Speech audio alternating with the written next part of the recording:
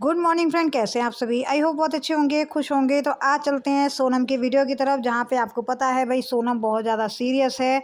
और आज का जो है थंबनेल देखा गया, बहुत ज़्यादा तबीयत ख़राब है सोनम की, चेहरा पूरा सूज गया है, बहुत ज़्यादा हालत ख़राब हो गई है।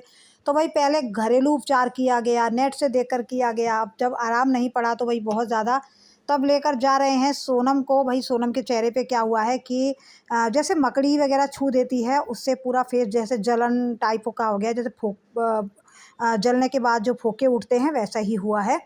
और भाई पहली बात तो ये कि इनको जंगल में जाना ज़रूरी था।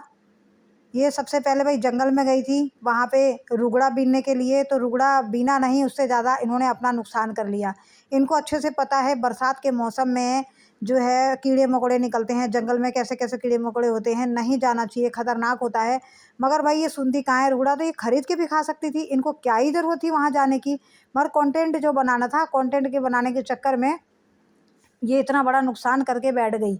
तो चलिए जी, इनको बहुत दर्द हो रहा है, दर्द हो रहा होगा क्योंकि देखो चेहरे पे है और बहुत ज़्यादा हो रहा है, तो सच में हालत ज़्यादा ख़राब होगी। तो भाई इनके जो है घरेलू उपचार हो चुके हैं। अब ये डॉक्टर के पास गई, डॉक्टर के पास डॉक्टर ने इनको जो है कोई ट्यूब दी है लगाने के लिए, और खाने के लिए बोला है कि इनको जो है सादा खाना खाने के लिए बोला है, तेल मसाले चटपटा ये सब खाने के लिए मना किया हुआ है। और भाई आते जब ये डॉक्टर से दवाई लेकर जब वापस जाने के लिए ये बोली हैं कि हम नाश्ता कर रहे थे। भई वो नाश्ता था, दाल चावल सब्ज़ी बढ़िया से। तो नाश्ता अगर ये होता है तो खाना कैसा होता है, लंच कैसा होता है। तो चलिए जी, ये नाश्ते में अचार बढ़िया से चटा के लेकर खा रही थी।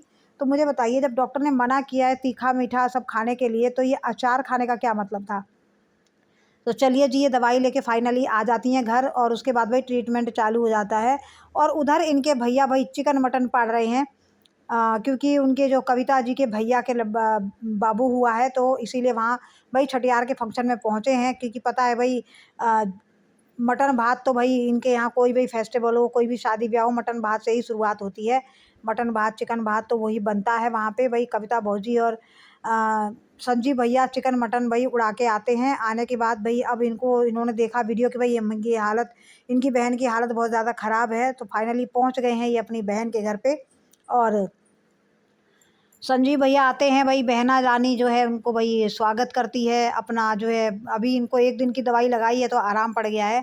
तो भाई नाश्ता पानी देती हैं, और संजीव भैया को भाई सपना अधूरा रह गया, बहन के यहाँ गए मगर चिकन मटन नहीं मिला, सादा सोबर खाना मिला। भाई देव बाबू गलत बात है, कम से कम भाई आपके साले भाई आए थे तो कम से कम आपको चिकन मटन खिलाना चाहिए था। तो भाई अब ये दिन भर देख कर ये वापस चले जाते हैं। और हाँ, देव बाबू से एक बात है, मुझे एक बात बताइए कि आप गाड़ी चलाना कब सीखेंगे? हमेशा आपके भैया या आपके पापा ही ड्राइवर बने रहेंगे क्या? शादी तो आपने कर ली, तो शादी की ज़िम्मेदारी कौन उठाएगा? वो उठाना तो आप ही का काम है। कम से कम अपनी बीवी को कहीं घुमाओ, फिराओ, गाड़ी पर लेके जाओ। बार-बार भाई और पापा रहेंगे आपको गाड़ी चलाने के लिए। भई तो आपकी शादी को कितना टाइम हो गया? अब तक तो 1 महीने में इंसान गाड़ी चलाना सीख जाता। जबकि ज़्यादा दिक्कत होती है दिल्ली जैसे शहरों में। जहाँ शहरों में बहुत ट्रैफ़िक होता है, बहुत दिक्कत होती है, वहाँ पे गाड़ी चलाने में, सीखने में समय लगता है इंसान को, क्योंकि भाई रोड पे उतरना इतना आसान नहीं होता है ट्रैफ़िक में। और गाँव की बात है तो गाँव में इतना ट्रैफ़िक वग़ैरह नहीं होता है, और देव बाबू के अंदर कोई सीखने की इतनी इच्छा भी नहीं है, क्योंकि ये बहुत ढीला इंसान है, बहुत ज़्यादा ढीला, स्लो मोशन, बिल्कुल एक्टिव नहीं है, बिल्कुल शरीर में फुर्ती नहीं है। आप लोग देखिए, बिल्कुल भी फुर्ती नहीं है भई, बहुत ही धीरे इंसान है। तो भाई सोनम ने इनको ऐसा बना दिया है कि पूछिए मत। बस अपने आगे पीछे घुमाती रहती है और बस ब्लॉग में लाने के लिए बेचैन रहती है। मगर अपने पति को ये नहीं बोलती कि आप गाड़ी सीखो, थोड़ा कुछ काम करो, थोड़ा एक्टिव रहो। नहीं भैया, इन्होंने अपनी तरह उसको जो है बिल्कुल ऐसा बना दिया है, कमाऊ पत्नी ने पति को बिल्कुल ढीला इंसान बना के रख दिया है। और बस ना तो ये इनके कैमरामैन दूसरा है, गाड़ी चलाने वाला दूसरा है। अरे भाई, खुद से कब कुछ करोगे? खुद भी तो कुछ करना सीखो। तो भाई वही है कि ना तो देव बाबू से एडिटिंग होती है, ना इनसे वीडियो बनती है, ना इनसे कैमरा पकड़ा जाता है। बस बहुरिया के आगे पीछे घूमते रहना है। और हाँ, एक चीज़ और, जब ये डॉक्टर के पास जा रही थी, तो भाई जब आपको गोपी बहू बनना है, संस्कारी बहू बनना है, तो बढ़िया से बनिए। ये क्या, एकदम से आप पल्लू सर पे रख लेती हैं, एकदम से ससुर के सामने पति के ऊपर फैल जाती हैं। बताओ, ये सब देख के शर्म नहीं आ रही गाड़ी में? तब लोग नहीं देख रहे हैं?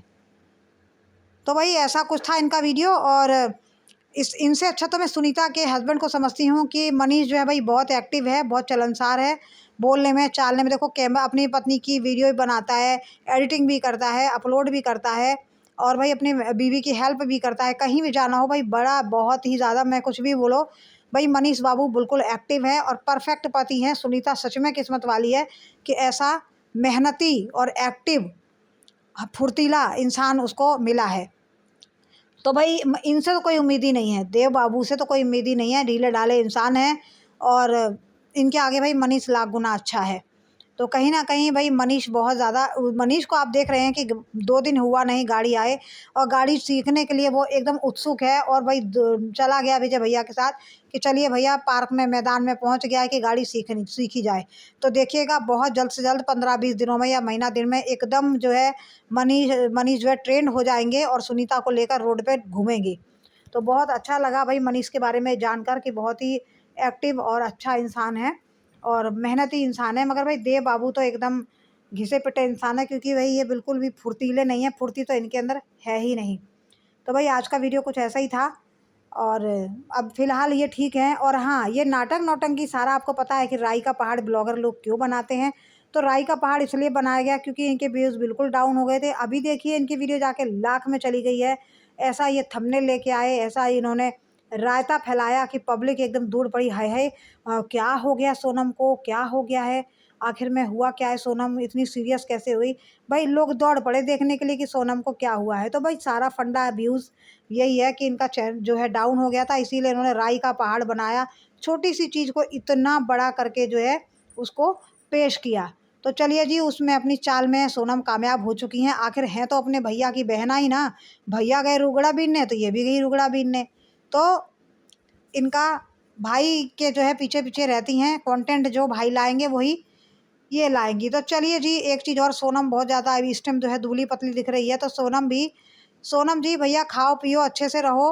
और हाँ, कुछ लोगों का कहना है कि भाई सोनम को देव बाबू ने बहुत ज़्यादा मारा पीटा है, इसी की वजह से ये सब हुआ है। तो मैं एक बात बता दूं, देव बाबू इतने, आप देखते हैं कि सुस्त इंसान है, क्या आपको लगता है कि वो अपनी ब्लॉगर पत्नी पर हाथ उठा पाएंगे? अगर हाथ उठा दिए ना तो उनकी इज्जत की धज्जियाँ उड़ जाएंगी, क्योंकि भाई उनकी पत्नी सोशल मीडिया पे है।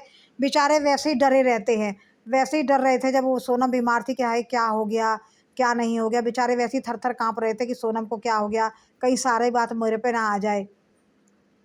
तो भाई सोनम को कोई मारपीट नहीं हुई है, उनके पति भैया कुछ भी है, वो इस टाइप का इंसान नहीं है, बहुत ही सीधा है, ज़रूरत से ज़्यादा सीधा है।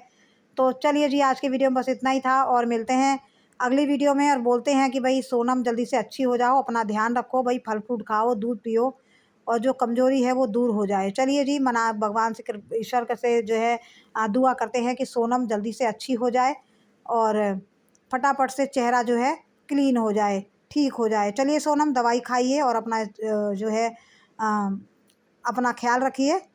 तो चलिए फिर मिलते हैं अगली वीडियो में।